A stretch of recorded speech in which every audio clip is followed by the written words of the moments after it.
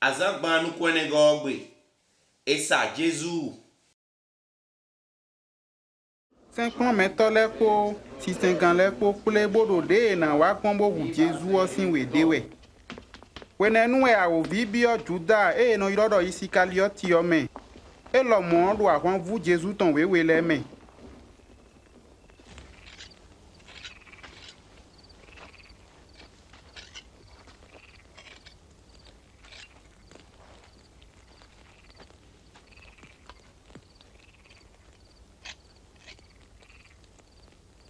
Mi khode bu ma je ten ponda ho me o.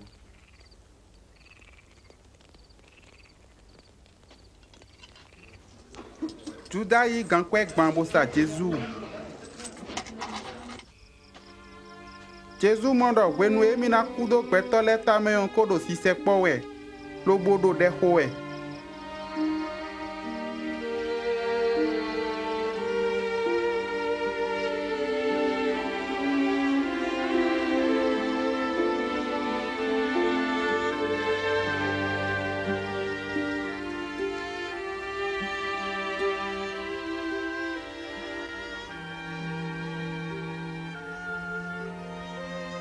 Tote.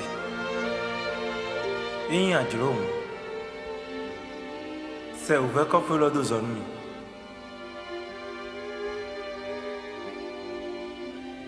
Àmọ́ ní ma njiro te o ni yin le jiro gbagmo yi. Wen sagun ma wu ton do poko sinji pe wa ton do ji ton bo ne akon pipan. Ten jewe ede oti hundo mbonu kon ayin.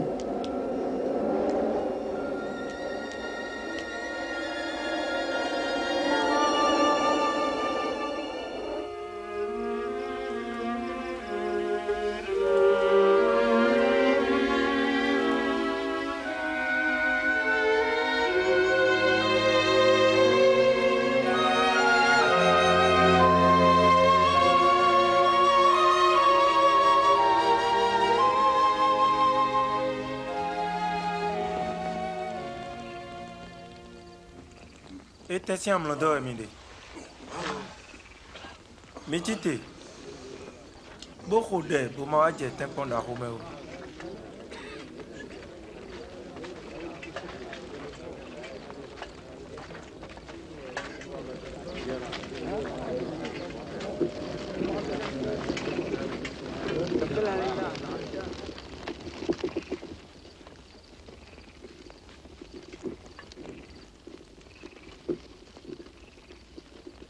Juda.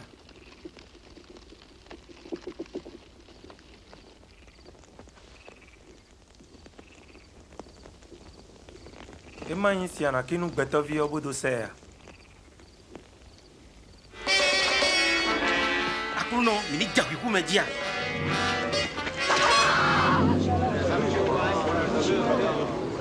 Dieu mini oublie. Mi judo ekpe.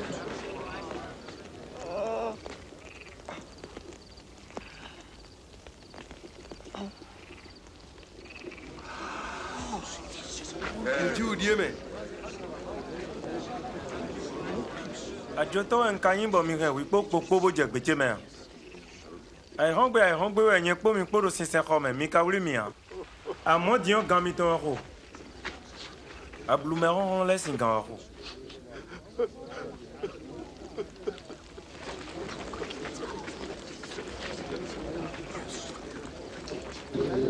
So jana mi oublie. Mi tué.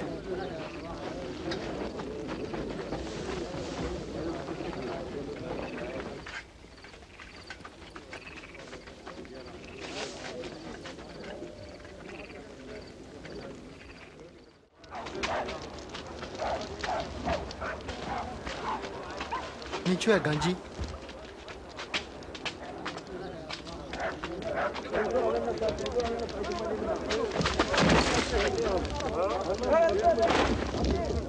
Oui, que me kwa ko ko dia o. Danu na jenu mi. Àwọn tó avec poro mi na wole gan e je ya. E de mi na wole mi gan si are. Àmọ́ asiro wi de wole gan e je ame. Mo dawi lolo nu zonra Jesu. Yonu, ntu yame. Et le monde no juede.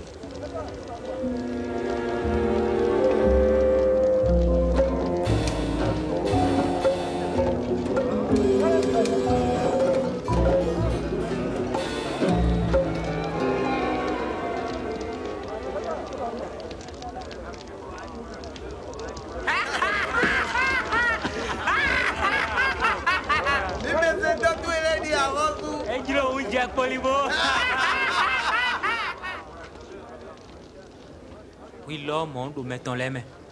Eh oh, il y a deux médias.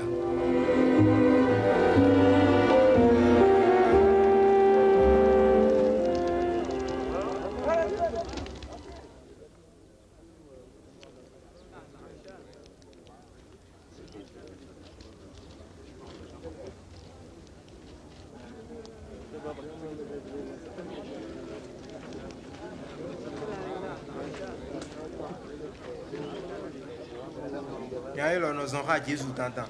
Do Galilée nous est l'homme. Bouwide. Il y a mon Dieu nous a dit au maire.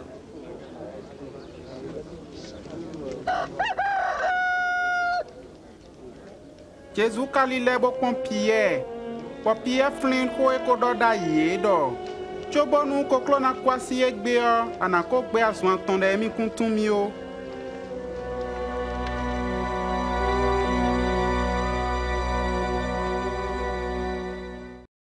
Vogui bon tewe do Jésus po Pierre po me do wenu uveton. Nu te o Jésus sokendo de hikoji do wenu uveton.